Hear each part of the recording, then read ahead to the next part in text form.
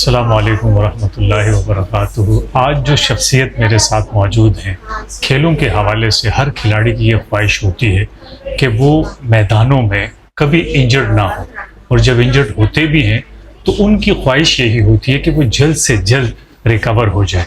और रिकवर करने के लिए आज जो शख्सियत मेरे साथ मौजूद हैं, डॉक्टर फैज़ान हसन, फिजियो हैं स्पोर्ट्स के हवाले से। डॉक्टर फैज़ान, सबसे पहले तो आपका बहुत बहुत शुक्रिया कि आपने अपना कीमती वक्त दिया। हर खिलाड़ी की ख्वाहिश यही होती है, जिस तरह आपने कहा, कि वो जल्द से जल्द रिकवर होना चाहता है। ऐसे ही तो क्या चीज़ें हैं जो आप उसको लेकर खिलाड़ियों को इतना जल्द सेहतयाब कर देते हैं? जी, अस्सलाम वालेकुम। मेरा नाम डॉक्टर फैज़ान हसन है। मैं सीनियर स्पोर्ट्स फिजियोथेरेपिस्ट हूँ। और सबसे पहले तो आपका शुक्रिया कि आप तशरीफ़ लाए यहाँ पे। और अक्सर हम आपको देखते हैं कमेंट्री में, और आप बड़ी अच्छी कमेंट्री कर रहे होते हैं। बहुत अच्छा लगता है आपको देख के, और आपके आने का शुक्रिया। और जैसे कि आपका सवाल है कि स्पोर्ट्समैन है तो स्पोर्ट्समैन को इंजरी तो होनी है, और इंजरी से किस तरह रिकवर होना है, किस तरह उन्होंने स्मूथली अपनी कैरियर को लेके चलना है, और विदाउट इंजरी अगर हो गई है तो उसको किस तरह मैनेज करना है। तो ये सारी चीज़ें हम यहाँ पे, मेरा ये हॉस्पिटल है, इसका नाम जमाल नूर हॉस्पिटल है। यहाँ मैं सुबह 9 से लेकर 4 बजे तक होता हूँ। यहाँ हम सारे जो हमारे पेशेंट्स आते हैं, स्पोर्ट्समैन आते हैं, उनको मैं यहाँ ट्रीट करता हूँ। अच्छा, वो जो आपकी बात है कि किस चीज़ से हम ट्रीट करते हैं, तो मैंने डिफरेंट एशियंस कंट्री में विज़िट करता हूँ, और वहाँ पे लेक्चर देने जाता हूँ, अटेंड करने जाता हूँ। तो मैं देखता हूँ वहाँ पे वो जिस तरह काम कर रहे हैं इंटरनेशनली, तो वो किन चीज़ों पे काम कर रहे हैं, किस तरह काम कर रहे हैं, और वहाँ से फिर मैं जो चीज़ें वो यूज़ कर रहे होते हैं उनको मैं वहाँ से पिक करता हूँ, और फिर यहाँ पाकिस्तान ले आता हूँ, वो कराची में। यहाँ अब जैसे साइड पे आपको नज़र आ रहे होंगे, बहुत सारे टूल्स हैं हमारे पास। उन टूल्स की मदद से बड़े से बड़ा मसला जो मसल से रिलेटेड हो, नर्व से रिलेटेड हो, और छोटे से छोटा मसला जो कि नर्व्स या मसल्स या जॉइंट से रिलेटेड हो, तो हम उसको ऑन द स्पॉट मैनुअली उन टूल्स की मदद से हल करते हैं। और इसके अलावा हमारे पास बहुत सी जो कि लेटेस्ट चीज़ें हैं, जो कि मशीनरी आ जाती है, इलेक्ट्रोथेरेपी जिसे हम कहते हैं। इसके बाद फिर हमें लगता है कि उससे रिजल्ट नहीं आ रहा, तो एक्यूपंक्चर का हम यूज़ करते हैं। एक्यूपंक्चर में भी हम एक्यूपंक्चर निडलिंग करते हैं, जो कि बहुत कम जगह होती है। इसके अलावा हम हिजामा, dry needling, cupping, dynamic cupping होती है। अगर किसी को लगता है कि नहीं यार वो ब्लड वाला जो हिजामा है वो करने से प्रॉब्लम हो रही है, तो फिर हम उसको डायनेमिक कपिंग थेरेपी करते हैं। और इसके बाद फिर हमें लगता है कि हाँ अब ये चीज़ें बेहतर हो गई हैं मसल्स के लेवल पे, फिर हम उनको कायरोप्रैक्टर टेक्निक होती है जिसमें जॉइंट को अनलॉक करते हैं। अक्सर आपने सुना होगा कि वो कड़ाके वाली आवाज़ें, टक टक टक आवाज़ें आ रही होती हैं, वो बेसिकली कायरोप्रैक्टर टेक्निक के थ्रू उसको के ज़रिए हम उसको करते हैं। तो फिर यह है कि हमारा जो स्पोर्ट्समैन है वो रेडी हो जाता है, फिर हम उसको रिटर्न टू स्पोर्ट्स कराते हैं। रिटर्न टू स्पोर्ट्स में हम हमारे पास जिम है, हम जिम की मदद से उनके जो मसल्स हैं उनको स्ट्रेंथ करते हैं। स्ट्रेंथ करने के बाद जो भी, अगर वो बैट्समैन है तो उसको उस हिसाब से ड्रिल्स कराते हैं, अगर बॉलर है तो उसको उस हिसाब से ड्रिल्स कराते हैं, डिफरेंट एक्टिविटीज़ में उसको इन्वॉल्व करते हैं। फिर वो जब रेडी हो जाता है तो फिर वो अपने ग्राउंड जाता है, फिर अपनी एक्टिविटी करता है। आपने जिस तरह टूल्स की बात की है कि ये आप मुख्तलिफ ममालिक से अपने साथ लेकर आए जी, इस टूल के ना होने से पहले आप क्या समझते कि क्या मसाइल आपको सामना करना पड़ता था? सबसे बड़ा मसला ये होता था कि देखें आजकल आपको पता है सोशल मीडिया का ज़माना है, बड़ा फास्ट ज़माना जिसे हम कहते हैं, टाइम की जो है ना वो बड़ी तेज़ी से गुजर रहा है। तो पहले ये होता था कि जो हमारे सीनियर्स होते थे उस वक्त ये सारी चीज़ें नहीं थी। उस वक्त ये होता था कि हम सिर्फ या तो हीट दे रहे हैं, या फिर आइसिंग कर रहे हैं, या हीटिंग कर रहे हैं, या फिर हम उसको इलेक्ट्रोथेरेपी में टेंस वगैरह मशीन लगा दिया करते थे। उससे होता ये था कि जहाँ मरीज़ को सही होना है, वो चाह रहा है मैं भाई हफ्ते भर में ठीक हो जाऊँ, वहाँ उसको महीना भर भी लग रहा है, 2 हफ्ते भी लग रहे हैं, 3 हफ्ते भी लग रहे हैं। तो यहाँ आके थोड़ा सा प्रॉब्लम क्रिएट होती थी कि भाई मुझे वो मरीज़ आके कह रहा है यार हमें तो जल्दी ठीक होना है, मुझे अपनी जॉब पे जाना है। वो स्पोर्ट्समैन है तो भाई मुझे अपने स्पोर्ट्स कंटिन्यू करना है, या फिर वो तकलीफ इतनी ज़्यादा है तो वो कह रहा है कि यार मैं अब कितना ज़्यादा इसको मैं कंटिन्यू करूँ। फिर फाइनेंशियल इशूज़ भी आते हैं कि भाई रोज़ आना, पेमेंट करना, फिर इंतज़ार करना, फिर इलाज कराना। ये सब चीज़ें जो थी ना, ये हर्डल्स थी हमारे लिए। तो मैं सोचता था कि यार कुछ होना चाहिए ऐसा डिफरेंट, जिससे जो है ना ये थोड़ा हमारी फिजियोथेरेपी फास्ट ट्रैक पे जाए, जल्दी रिकवरी, खिलाड़ियों का वक्त भी बचे और माल भी बचे। हाँ बिल्कुल, फाइनेंशियली भी देखें ना, अब हमारे यहाँ जो क्रिकेटर्स हैं हर कोई तो अमीर नहीं है। आप भी उसी ग्रास रूट लेवल से आप आए, आपने तो देखा है कि हमारे यहाँ जो स्पोर्ट्समैन है जो लोअर तबके से जिनका ताल्लुक है, उनके पास तो ना शूज़ होते हैं, टैलेंट है वो गरीब तबका है, उनके पास तो शूज़ भी नहीं होते, उनके पास अच्छी ग़िज़ा भी नहीं होती। तो जाहिर सी बात है अगर वो इंजरी हो गई तो वो कितना अफोर्ड कर पाएंगे। तो इसीलिए जो है ना, फिर मैंने जब मैं डिफरेंट कंट्रीज में पाकिस्तान से बाहर जाता हूँ तो मैं देखता हूँ कि किन चीज़ों के ज़रिए वो कर रहे होते हैं। तो फिर मैंने वहाँ से आइडिया देखा उनका, और फिर मैं वहाँ से सारी चीज़ें अपने पास लेकर आया। तो अब इनकी मदद से मैं करता हूँ तो अल्हम्दुलिल्लाह जल्दी रिजल्ट आ जाते हैं। ये है। ऐसे कौन से खिलाड़ी थे जो इन टूल्स को देखकर आपसे बड़े मुतासिर हुए? कराची के टॉप हमारे क्रिकेटर्स हैं वो सब मेरे पास आते हैं, और कहीं ना कहीं अगर इंजरी होती है तो फिर वो हमारे पास आते हैं, हम उनको इलाज करते हैं। हाँ, मैं ये बता सकता हूँ कि हमारे पास जो पाकिस्तान नेशनल फुटबॉल टीम के जो हमारे कैप्टन रह चुके हैं सद्दाम हुसैन, वो हमारे बहुत अच्छे पेशेंट्स हैं, वो हमारे पास आते हैं और अक्सर हमारे पास वो फुटबॉलर्स को रेफ़र करते हैं। इसके अलावा हमारे पास बैडमिंटन से रिलेटेड है और गोल्फ से रिलेटेड है, और बहुत सारे स्पोर्ट्स हैं जो आजकल इन हैं, तो उनके जो भी इंजर्ड होते हैं वो हमारे पास ज़रूर आते हैं।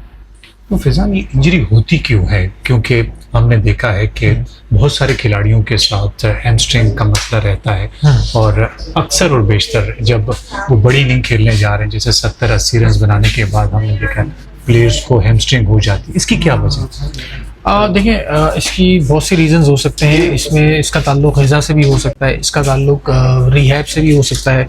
और मैंने जो चीज़ नोट की है ना, वो ये की है कि जब ये अंडर 15, 17, 19 जब ये खेल रहे होते हैं ना, तो मैंने देखा कि इनको इतनी अवेयरनेस नहीं होती अपनी बॉडी से रिलेटेड, या फिर ग़िज़ा से रिलेटेड इनको इतना आइडिया नहीं होता।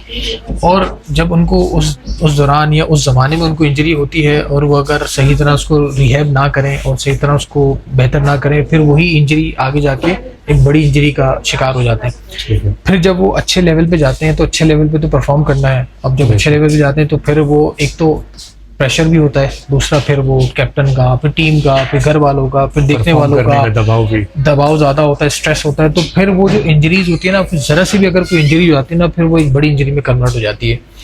फिर होता ये है कि जब वो और दूसरी मैंने देखा है कि ये अक्सर जो है ना, अगर किसी को इंजरी होती है ना, तो वो मैंने देखा है रेस्ट कम करता है। वो चूँकि वो इतने इन्वॉल्व होते हैं एक्टिविटीज़ में, तो उनको रेस्ट का टाइम कम मिलता है, जिसकी वजह से वो इंजरी को कैरी कर रहे होते हैं। जब इंजरी कैरी कर रहे होते हैं एकदम से, जब वो उस पर लोड आता है, तो फिर वो एक बड़ी इंजरी का शिकार हो जाते हैं।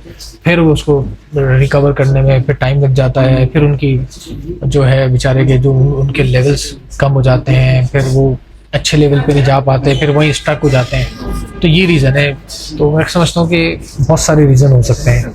बहुत बड़ी वजह ये भी है कि जिस तरह आपने कहा कि अंडर 13, 15, 17, 19 में अवेयरनेस नहीं होती है कि रेस्ट करना भी ज़रूरी होता है, जिसकी वजह से बहुत सारे क्रिकेटर हमने देखा कि वो पाकिस्तान खेलने से रह गए। ये भी एक वजह है। बिल्कुल ऐसे ही है।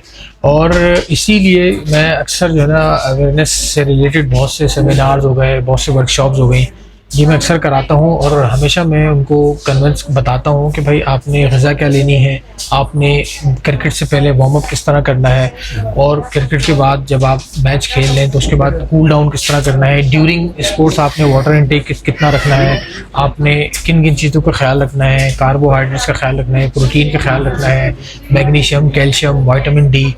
अब आप देखिए ना, एशियन पॉपुलेशन में मैं तो जिसका भी टेस्ट कराता हूँ विटामिन डी, कैल्शियम का इंतहाई कम आता है, हर किसी का कम आता है। मेरे ख्याल में 10 में से 2 लोग होंगे जिनका विटामिन डी लेवल सही हो या कैल्शियम लेवल सही हो, वरना अमूमन किसी का B12, किसी के जो है ना विटामिन डी लेवल, किसी का कैल्शियम, सबके कम आते हैं।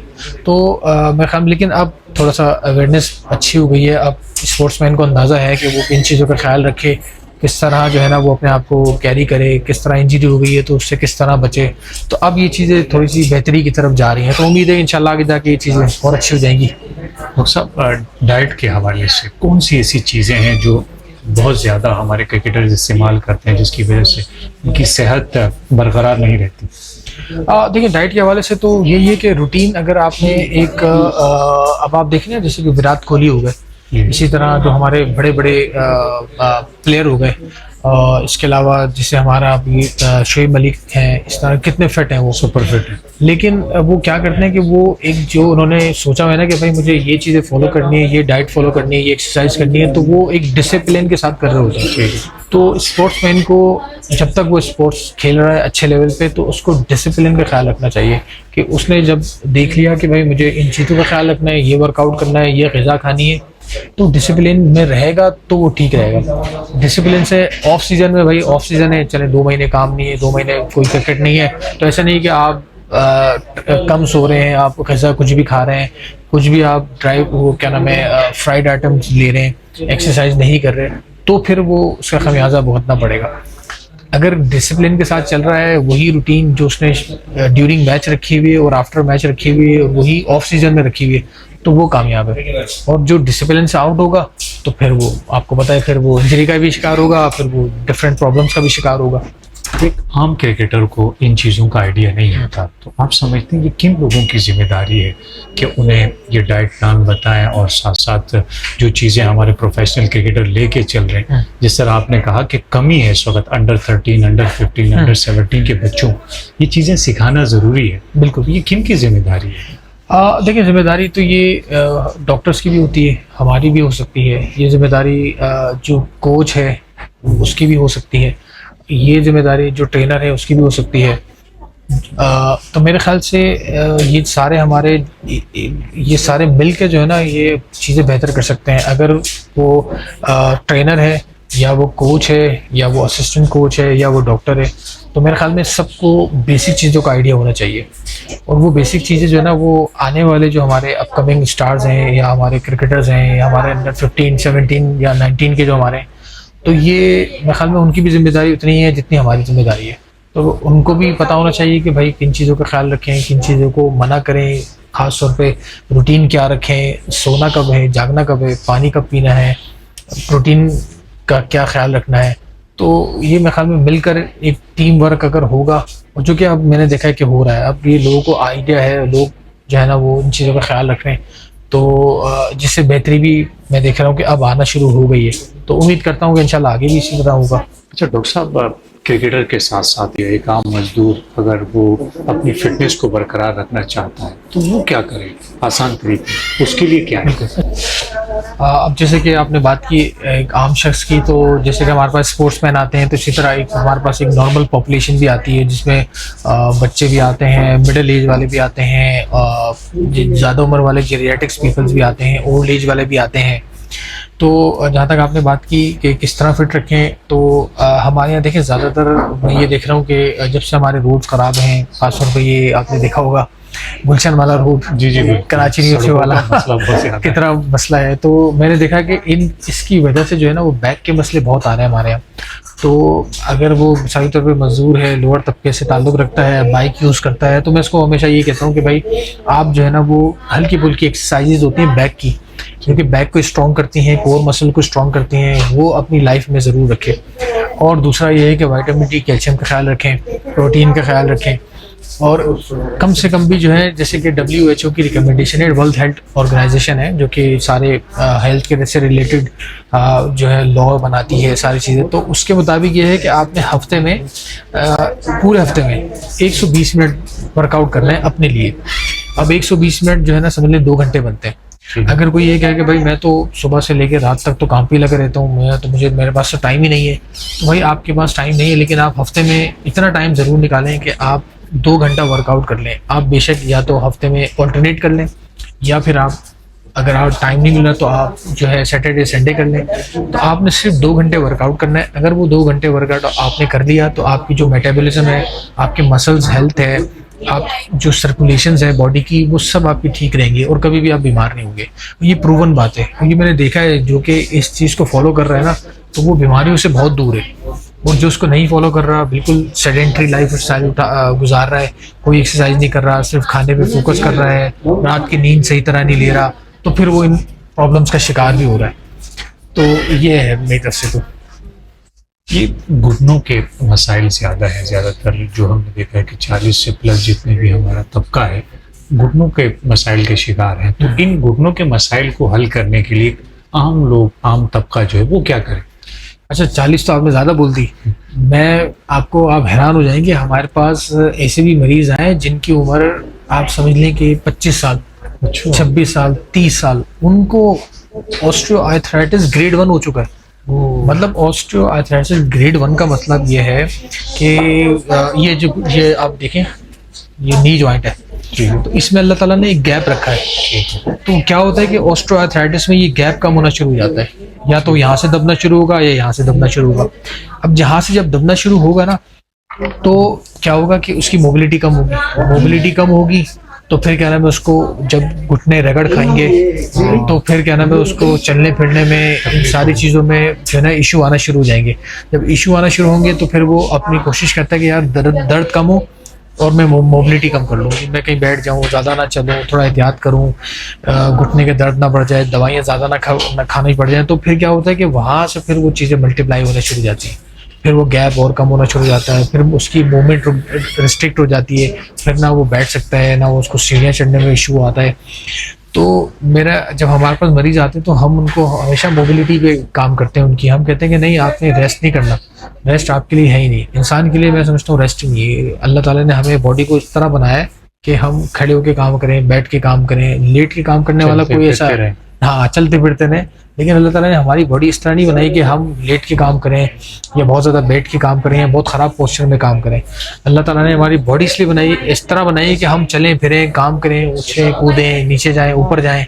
ये सारा जो है ना इस तरह अल्लाह ताला ने बॉडी का मैकेनिज्म बनाया। तो हम उनको मोबिलिटी पे फोकस करते हैं, ठीक है, उनकी एक्सरसाइज पे फोकस करते हैं, उनकी डाइट को देखते हैं और उनको कोशिश करते हैं कि भाई आप एक्टिविटी की तरफ आएँ, आप एक्सरसाइज की तरफ आएँ, ताकि जो आपको ये सारे सिम्टम्स हो रहे हैं ये जल्दी आपके ख़त्म हो सकें और आप अपनी नॉर्मल रूटीन में आ सकें। यानी हम तबका जो अब इस वक्त हमने देखा है कि बच्चे और ज़्यादातर जवान भी मोबाइल का इस्तेमाल बहुत ज़्यादा कर रहे हैं और मूवमेंट कम से कम होती जा रही, लोगों का रुझान भी खेल की तरफ बहुत कम हो। वो चाहते हैं कि घर बैठे बैठे वीडियो गेम खेलें, मैचेस खेलें। तो ये नुकसानदेह है आने वाले नस्ल के लिए। बिल्कुल, बहुत ज़्यादा नुकसानदेह। आप बल्कि दोबारा से आप हैरान होंगे कि हमारे पास तो अब यंगर पॉपुलेशन में जिनकी उम्र 18, 19, 20 साल, 25 साल है, उनके पोस्चर इतने ज़्यादा ख़राब हो गए हैं कि वो जब मोबाइल हम यूज़ करते हैं तो हमें नहीं पता चलता कि हमारा पोस्चर क्या है। और मोबाइल यूज़ करने से क्या होता है कि पूरी स्पाइन डिस्टर्ब हो जाती है। ये जब डिस्टर्ब होती है तो हमारा जो नॉर्मल अल्लाह ताला ने कर्वेचर बनाया है वो डिस्टर्ब हो जाता है। उसके डिस्टर्ब होने से मसल इम्बैलेंस हो जाते हैं। जब मसल इम्बैलेंस होते हैं तो फिर वो कभी हाथ में तकलीफ आ रही है, कभी सर्वाइकल, कभी गर्दन। तो ये जो है ना बहुत ज़्यादा कॉमन हो गया है। तो इसके लिए मेरे ख्याल में जैसे आप इस तरह की आप वीडियोस वगैरह बनाते हैं तो इसी तरह मैं इनकरेज करता हूँ कि ताकि ये इस तरह के पैगाम जब जाएंगे आम होगा ये पैगाम कि भाई आपने पोस्चर ठीक रखना है। मोबाइल यूज़ करें, मोबाइल का मना नहीं है क्योंकि हर चीज़ मोबाइल पे होती है। मैं मोबाइल के ख़िलाफ़ नहीं हूँ, लेकिन मैं ये कहता हूँ कि आप एक लिमिट में उसको यूज़ करें, अपना पोस्चर ठीक रखें। पोस्चर में आपने सिंपल ये रखना है कि आप कोशिश करें कि अगर आप थोड़ा सा मोबाइल को आगे करके यूज़ कर लें, आप इस तरह यूज़ कर लें। ज़रूरी नहीं कि आप यहाँ रखें और गर्दन को नीचे झुका लें, तो ये ख्याल रखें। इसी तरह कोई लैपटॉप पे काम कर रहा है तो लैपटॉप पे आप थोड़ा सा जो हमारी आई लेवल है यहाँ पे कुछ नीचे आप रखें, लैपटॉप ऊपर रखते हैं और इस तरह काम कर लें। तो अपनी रूटीन में छोटी छोटी सी एडिशन करके हम बड़े मसलों से बच सकते हैं और बड़ी तकलीफ से बच सकते हैं। तो मैं यही अपने मरीजों को भी गाइड करता हूँ कि भाई आपने अपनी रूटीन किस तरह रखनी है, आपने क्या क्या चीज़ें फॉलो करनी है ताकि आपको बड़े मसले से आप बचे रहें और हमेशा हेल्दी लाइफ गुजारें। अच्छा फैजान, आपने कई ममालिक का दौरा किया और गए भी, तो क्या फ़र्क नज़र आया पाकिस्तान का जो क्रिकेट का तबका है वहाँ और यहाँ फिटनेस के मसाइल में आपने क्या फ़र्क देखा? देखिए हर मुल्क की एक अपनी खासियत होती है और हर मुल्क का अपना जो है ना इन्वायरमेंट होता है। हर मुल्क का अपना एक ग़िज़ा का लेवल्स होते हैं और जो है इन्वायरमेंट हो गया, ग़िज़ा हो गई, फिर हवा पानी, ये सारी चीज़ें। तो मेरे ख्याल में हर कंट्री का अपना अलग अलग मसाइल होते हैं। अब जैसे मैं मलेशिया जब मैं गया था तो मैंने वहाँ देखा कि वो फुटबॉल में बहुत ज़्यादा इन है, लेकिन वो चैम्पियन नहीं बन सके, फुटबॉल के चैम्पियन नहीं बन सके। लेकिन वो ये क्योंकि उनकी हाइट शॉर्ट हाइटेड है वो सारे। आपने देखा होगा जितने भी जो चाइनीज़ टाइप के जो हैं उनकी हाइट छोटी होती है, कम होती है। तो उनमें जिनकी हाइट कम होती है ना, उनकी जो है ना एजिलिटी और उनका बैलेंस होगी, सब चीज़ें उस हिसाब से नहीं होती जिस तरह एक अफ्रीकन बंदे में होगी या एक ब्लैक में होगी। उनकी हाइट ज़्यादा होती है। अब देखें ना वो रनिंग में सबसे नंबर 1 दुनिया के टॉप होते हैं, बॉडी बिल्डिंग में, बॉक्सिंग में, सारी चीज़ों में बहुत ज़्यादा। क्रिकेट में भी वो देखें कितनी अच्छी बॉलिंग कराते हैं, सारी फील्डिंग चीज़ें में तो मानी जाती है साउथ अफ्रीका। South Africa. तो इसी तरह जो हमारे यहाँ भी बहुत हर्डल्स हैं। हमारे यहाँ सबसे बड़ा तो इन्वायरमेंट का थोड़ा सा भी इशू होता है कि इन्वायरमेंट ह्यूमिड है, किसी का नहीं है, कहीं फोग बहुत ज़्यादा है, कहीं जो है वो कार्बन डाइऑक्साइड और ये सारी चीज़ बहुत ज़्यादा है। और इसके अलावा ग़िज़ा का हमारे यहाँ बहुत मसला है। हम जंक फूड्स थोड़ा हम कोशिश करते हैं कि जल्दी से प्रोसेस्ड फूड खा लें और जल्दी अपना पेट भर लें, लेकिन यह है कि उनके अपने मसाइल हैं, हमारे अपने मसाइल हैं। लेकिन यह है कि और जहाँ तक फ़िटनेस की बात है, तो फ़िटनेस में ये होता है कि हमारे यहाँ तो भी चीज़ें अच्छी अब फॉलो हो रही हैं। अब वो इंटरनेशनल स्टैंडर्ड्स को अब जो है वो मीट कर रहे हैं, फॉलो कर रहे हैं। और इसी तरह जैसे बाहर मैंने ये देखा कि वो जो उनके रूल्स और रेगुलेशंस है ना, वो बड़ा स्ट्रिक्टली उसको फॉलो करते हैं और बड़ा जो है ना वो उस पर वो बड़ा ईमान के साथ उसको मैंने देखा है फॉलो करते हैं। और हमारे यहाँ भी इसी तरह ही है, लेकिन यह है कि हमारे यहाँ अपने अलग चैलेंजेस हैं, उनके अपने अलग चैलेंजेस हैं। तो ये कैसे हल किया जाए कि हमने देखा कि फिटनेस मसाइल ज़्यादा है हमारे पास, और इसको कवर करने के लिए आप समझते हैं कि क्या क्या इकदाम हमें करने चाहिए आने वाले वक्तों में? जी, आने वाले वक्तों में सबसे पहले तो हमें स्पोर्ट्समैन को उसकी अवेयरनेस को बढ़ाना होगा, उसकी नॉलेज को बढ़ाना होगा। अगर उसको ये पता होगा ना मैंने क्या राइट टाइम पे क्या खाना है और किस तरह मैंने अपनी रूटीन रखनी है, कौन सी एक्सरसाइज करनी है, वार्म अप किस तरह करना है, कूल डाउन किस तरह करना है, तो वो जो है ना हमेशा इंजरी से बचा रहेगा।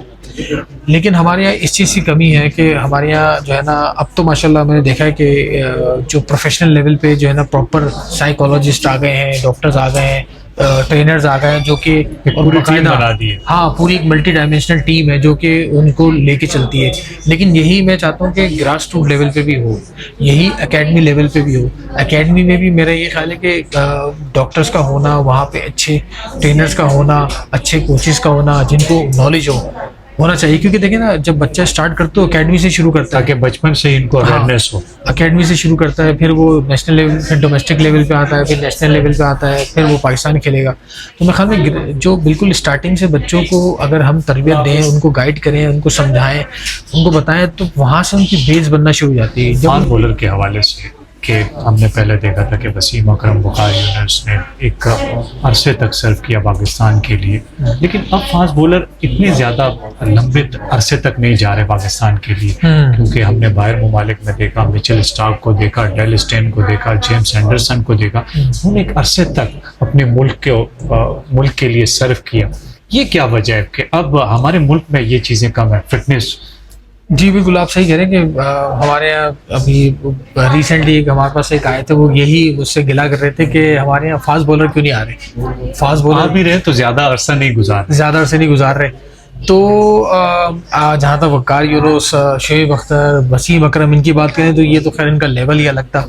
और बल्कि वो एक बंदा कह रहा है यार उन्होंने तो कोई देसी चीज़ें खाई थी, उन्होंने तो अपने टाइम पे अच्छी चीज़ें खाई थी, आजकल तो हर चीज़ ही जाली है, मिलावट है, कोई भी चीज़ एक नंबर नहीं है। तो अब हम तो खैर उनकी बात भी सही थी कि आजकल जो हम चीज़ें खा रहे हैं, जो इंटेक कर रहे हैं, मेरे ख्याल में वो उस स्टैंडर्ड की नहीं है जो कि एक पहले कभी हुआ करती थी, प्योर चीज़ें हुआ करती थी वो। लेकिन यह है कि अच्छे लोग भी, शाहिन शाह अफरीदी देखें, उनका जब इंजरी हुई थी नी की, किस तरह उन्होंने अपने आप को रिकवर किया और किस तरह वो फील्ड में दोबारा आए, वो देखें अभी तक चल रहे हैं।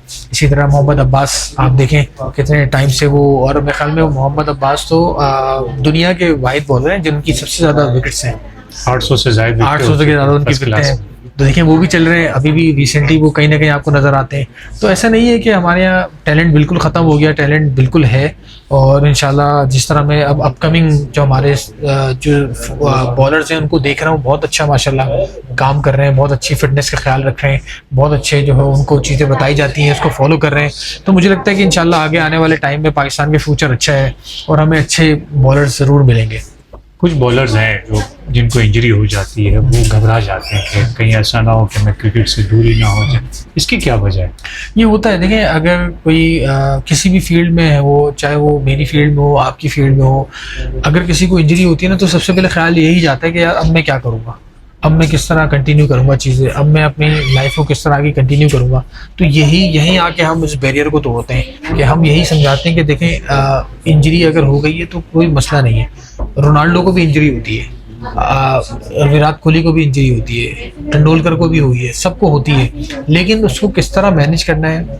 और हमेशा मैं अपने जो स्पोर्ट्स हमारे जो खेलते हैं उनको मैं बताता हूँ कि देखें, आपको इंजरी अगर होती है ना तो उसको छुपाए नहीं। एक ये भी बड़ा मसला है ना कि इंजरी छुपा के और फिर वो, अब देखें ना, इंजरी छुपाने से क्या होगा कि आप सही तरह परफॉर्म नहीं कर पाएंगे, आपकी वजह से टीम जो है ना वो सर्वाइव कर रही है। अगर आप पहले से अपने कोच को बता दें, आप पहले से अपने जो मैनेजर है उसको बता दें या कैप्टन को बता दें कि भाई मेरे साथ ये मसला है, ताकि आपकी वजह से टीम तो सफर ना करे। तो ये मसला है। तो हमारे यहाँ जो है ना ये इस चीज़ का बड़ा मसला है कि वो बताते नहीं है, और जब वो हाई इंटेंसिटी लेवल पे जब चले जाते हैं या वो हाई इंटेंसिटी मैच खेलते हैं तो वो मजीद ओवर यूज इंजरी कर देते हैं। अब जब वो ओवर यूज इंजरी करती है ना तो फिर वो कंफर्म इंजरी का शिकार हो जाते हैं, तो फिर उससे निकलना बड़ा मुश्किल हो जाता है। तो हमें जो है ना इनको हमें ये तालीम देनी चाहिए कि भाई देखें, आपको इंजरी हुई है कोई मसला नहीं है, इंजरी कोई बड़ा मसला नहीं है, इंजरी होती है, हर किसी को होती है, हर लेवल के बंदे को होती है, लेकिन उसको किस तरह मैनेज करना है, किस तरह उसको लेके चलना है और किस तरह उससे निकलना है, ये आपको पता होना चाहिए। ये हम बताते हैं या आपके कोचेस बताएंगे या आपके मैनेजर बताएंगे या आप कैप्टन बताएंगे, जो आपके बड़े हैं वो आपको इस चीज़ के बारे में बताएंगे।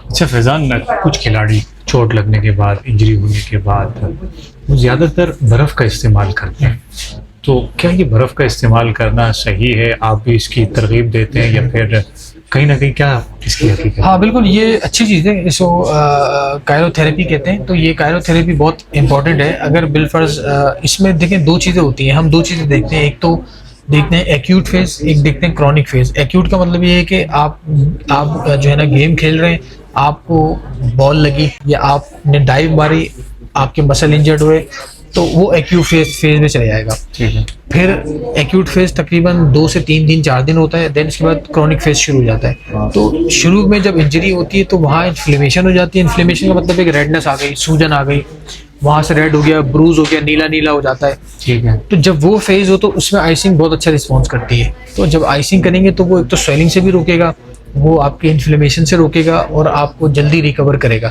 लेकिन हाँ, अगर हफ्ता भर हो जाए, 1.5 हफ्ते 2 हफ्ते हो जाए, तो फिर आप जो है ना हीट का इस्तेमाल भी कर सकते हैं। तो वहाँ पे जो है हीटिंग भी आपको रिस्पॉन्स करती है। और बाज़ वक़्त हमारे पास ऐसा भी होता है कि हम दोनों चीज़ें बैकवर्ड कर रहे होते हैं। शुरू में जब हम सेशन देते हैं तो आइसिंग कर देते हैं और जाते हुए भी इसको हॉट थेरेपी दे देते हैं, तो इसका भी अच्छा रिस्पॉन्स है। तो दोनों चीज़ें कर सकते हैं, बस ये देख लें कि टाइम कौन सा है। अगर अर्ली फेज है तो उसमें आइसिंग ज़्यादा अच्छा रिस्पॉन्स करती है, अगर कुछ दिन गुजर गए तो वहाँ पे फिर हीट रिस्पॉन्स करेगी। डॉक्टर साहब, हम जब कमेंट्री करते हैं तो कमेंट्री के दौरान भी हमने कई ऐसे मनाजिर देखे, खिलाड़ियों को चोट लगती है, खून निकलना शुरू हो जाता है, चेहरे पर बॉल लगती है, लेकिन ज़्यादातर खिलाड़ी जिनको अवेयरनेस नहीं होती वो ज़ख्म के ऊपर पानी डाल देते हैं। हमने अक्सर देखा है, हाथ फट जाने के बाद हमने देखा वो पानी से धो देते हैं। तो ये तरीका ठीक है? नहीं, ये तरीका ठीक नहीं है। देखिए, अब हमें नहीं पता ना वो पानी कैसा है, उसमें कौन से जरासीम है, कौन से बैक्टीरियाज हैं। तो बेसिकली होना तो ये चाहिए कि अगर इस तरह की कोई इंजरी हो तो सबसे पहले तो वो जो कंसर्न डॉक्टर है उनको दिखाएं।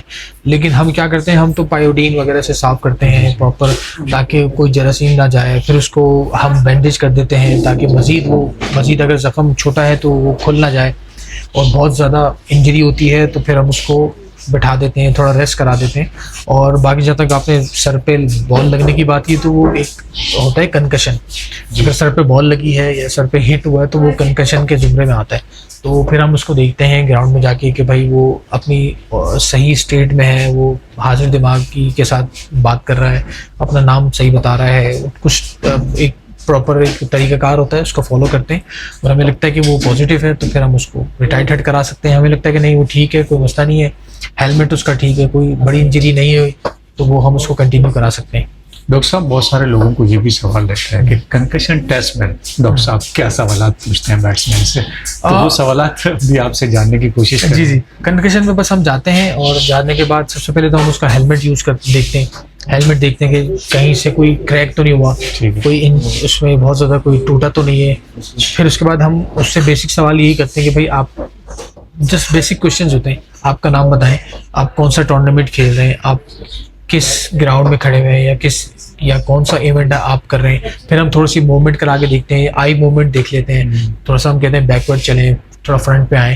तो इस तरह हम उसको देखते हैं। अगर वो कहीं हमें लगता है कि सही जवाब नहीं दे रहा, आंखों के गिर्द उसके अंधेरा आ रहा है या कोई ब्लर विजन उसको नज़र आ रहा है, तो फिर हम उसको अलाउ नहीं करते खेलने के लिए। लेकिन हमें लगता है कि सारे जवाब सही दे रहा है और कोई ऐसा मसला नहीं है, हेलमेट उसका ठीक है, तो फिर हम उसको अलाउ कर देते हैं कि आप खेल सकते हैं। ये है। अच्छा, मेल के साथ साथ फीमेल भी अब क्रिकेट में नज़र आ रही है, और तो जाहिर सी बात है कि जिस तरह मेल को मसाइल हैं फीमेल को भी मसाइल हैं, तो उनके ज़्यादातर मसाइल क्या है? जी, आपने बड़ा अच्छा सवाल किया कि फीमेल्स भी आजकल माशाल्लाह हर स्पोर्ट्स में इन है और क्रिकेट में तो माशाल्लाह बहुत अच्छा हमारे यहाँ अच्छा परफॉर्म कर रही हैं। तो जैसे कि मेल्स में प्रॉब्लम्स आती हैं, अगर बॉलर है तो उसकी ग्रोइंग इंजरी हो सकती है, हैमस्ट्रिंग इंजरी हो सकती है, लोअर बैक टाइट हो सकती है। इसी तरह बैट्समैन है तो उसके मसल्स पुल हो सकते हैं, शोल्डर में पेन आ सकता है। अगर वो फील्डिंग कर रहा है तो हो सकता है उसने कोई थ्रू ऐसा कर दिया हो जिससे स्कैपुला हो, मसल्स पुल हो गए हो। तो इस तरह जिस तरह मेल्स हैं इसी तरह फीमेल्स में भी तकरीबन यही सब चीज़ें आती हैं। गलत कोई डाइव मार दी, कोई नी इंजर्ड हो गया तो वो चीज़ आती। तो इस तरह तो जिस तरह मेल्स हैं इसी तरह फीमेल्स में भी तकरीबन इसी टाइप की ही इंजरीज आती हैं और उसको फिर हमारे यहाँ फीमेल स्टाफ है, पूरी हमारी टीम है जो कि उनको हैंडल करती है। बाकी है कि मैं भी इन्वॉल्व होता हूँ सारी टीम में डिसीजन लेने में कि क्या करना चाहिए, क्या चीज़ जो है इनके लिए बेहतर हो सकती है वो करते हैं। तो हमारी पूरी टीम है फीमेल्स की जो कि फ़ीमेल्स को देखती है और हमारे पास आते हैं काफ़ी। और अल्हम्दुलिल्लाह ये है कि अगर अच्छा, इसमें एक बड़ा मैंने एक अच्छा पॉइंट मैं आपको बताऊं कि किसी को अगर इंजरी हो या किसी को कोई मसला हो ना, अगर वो राइट जगह पे और राइट टाइम पे अगर आ जाता है ना तो उसकी इंजरी बहुत जल्दी ठीक हो सकती है। लेकिन मैंने देखा कि वो डिले करता है, टाइम लगाता है और डिफरेंट हर्बे यूज़ करता है तो फिर उसकी इंजरी ख़राब भी हो सकती है। तो आपके तवज्जो से मैं यही पैगाम देना चाहूँगा कि भाई अगर आपको लगता है कि इंजरी हुई है, कोई ऐसा मसला हुई है जो जिससे आप उससे निकल नहीं पा रहे, तो कंसर्न जो फील्ड के डॉक्टर हैं आप उनसे रब्ता करें। प्रॉपर जो स्पोर्ट्स फिजियोथेरेपिस्ट हैं उनसे रब्ता करें, स्पोर्ट्स मेडिसिन के डॉक्टर हैं उनसे रब्ता करें, तो सही डायरेक्शन में अपने आप को लेके जाएं। मतलब ये उल्टे सीधे हर पे ये लोगों ने ये बताया कि ये कर लो, किसी ने कहा कि ये कर लो, तो ये चीज़ ना करें। कंसर्न डॉक्टर के पास जाएं, उससे अपना बीमारी का मसला पता करें और फिर जो इलाज करें उसको फॉलो करें, तो आप जल्दी ठीक हो सकते हैं। टोटकों का रिवाज भी हमारे यहाँ बहुत ज़्यादा है, और जिससे भी आप मिलते हैं, आपके दोस्त हैं, आपके रिश्तेदार हैं, तो वो अक्सर टोटके बताते हैं। टोटका भी वो बताता है जिसको पता है, जिसने कभी वो टोटका इस्तेमाल ही नहीं किया। अब देखें हमेशा ये आप नोट करेंगे, जो टोटका बताएगा ना उसने कभी भी वो टोटका इस्तेमाल नहीं किया होगा, लेकिन वो सुना के बस वो सुनी सुनाई बातें हैं, हमारे बड़ों ने ये कहा था, ये हुआ वो हुआ, आप ये करें। लेकिन ये है कि बेहतर ये है कि जो रिसर्च बेस्ड चीज़ें हैं, जो कि प्रॉपर जिस पर रिसर्च हुई है, जिसके बारे में सारा क्लिनिकल हमने ट्रायल्स किए हैं, तो आप बेहतर ये है कि उसको ज़्यादा प्रेफर करें, बजाय कि जिसका कोई रिकॉर्ड ही ना हो, जिसके बारे में हमें कंफर्म ही ना हो ये क्या चीज़ है, इसके क्या रिजल्ट्स हैं, आप उसको फॉलो करें। अच्छा डॉक्टर साहब, इतने ज़्यादा सर्टिफिकेट्स हैं और इनमें हम देख रहे हैं कि ऑस्ट्रेलिया के भी नाम नज़र आ रहा है, मलेशिया का भी नज़र आ रहा है जी। तो उम्र के हिसाब से लगता नहीं है कि इतने मुल्कों के दौरे कर चुके हैं आप? जी बिल्कुल। मैंने नेशनल और इंटरनेशनल बहुत सारे कोर्सेज़ किए हुए और ये मेरा अपना इंटरेस्ट था कि मुझे ऐसा लगता है कि इंसान जो है ना हर लेवल पे हर एज में जो है ना उसको सीखना चाहिए। तो मेरी हमेशा से ये कोशिश रही है कि मैं कुछ ना कुछ नया सीखूं, तो उसी की वजह से मैंने ये इतने सारे नेशनल इंटरनेशनल कोर्सेज़ किए हुए। इसकी मदद से ही हमारा ये टारगेट होता है कि हम मरीज़ों को जल्दी ठीक करें, स्पोर्ट्समैन को जल्दी ठीक करें। और अल्हम्दुलिल्लाह इनके करने से जो है ना मेरी स्किल्स और मेरे प्रोफेशन में मुझे बहुत हेल्प मिली है। और अल्हम्दुलिल्लाह अब मैं जो है ना वो बड़े आसानी से चीज़ों को देख लेता हूँ और उनको ट्रीट करता हूँ और जल्द से जल्द उनको इस मसले से निकाल देता हूँ। ये है आखिरी पैगाम। हाँ, अगर हमारे जितने भी देखने वाले हैं क्रिकेट में आना चाहते हैं, क्रिकेट खेल रहे हैं या नहीं खेल रहे हैं, उनको क्या पैगाम देना चाहेंगे सेहत के हवाले से? बिल्कुल, बस मैं आखिर में यही है आपके तवज्जो से ये मैसेज देना चाहता हूँ कि हमारे जो भी प्लेयर्स हैं जो कि आना चाहते हैं या जो आ चुके हैं, बस वो हमेशा अपनी डाइट का ख्याल रखें और थोड़ा सा पढ़ लिया करें रोज़ कुछ ना कुछ। आप जो है ना अब तो इंटरनेट पे इतनी चीज़ें अवेलेबल हैं, हमेशा पढ़ें कि कौन सी ग़िज़ा हमारे लिए अच्छी रहेगी। हमेशा ये देखें कि आपने जो है ना एक्सरसाइज कौन सी करनी है, वार्म अप कौन सा करना है और ड्यूरिंग मैच आपने किन किन चीज़ों का ख्याल रखना है, वाटर इनटेक कितना करना है, मैच के बाद आपने कूल डाउन किस तरह करना है। तो हमेशा मैं कहता हूँ कि आप लोग जो है ना खुद सीखें, खुद पढ़ें इन चीज़ों के बारे में और बिलफर्ज अगर आपको लगता है कि आपकी चीज़ें समझ नहीं आ रही तो आप अपने कोच के पास जाएं, आप अपने ट्रेनर्स के पास जाएं, आप हमारे पास आ सकते हैं, आप फिजियोथेरेपिस्ट के पास जाएं, डॉक्टर के पास जाएं। और जितना आप अपने केयर करेंगे ना उतनी कोई नहीं कर सकता। तो आप अपनी केयर करें और केयर का तरीका यही है कि अपनी नॉलेज में इजाफा करें और अपनी जो आपकी ऑफ सीज़न होते हैं आप उन ऑफ सीज़न में अपनी बॉडी पे मेहनत करें। इसके अलावा ड्यूरिंग जब आप सीज़न में होते हैं तो आपको अगर इंजरी हो जाए तो आप जो है ना उससे किस तरह बच सकते हैं उन चीज़ों का ख्याल रखें।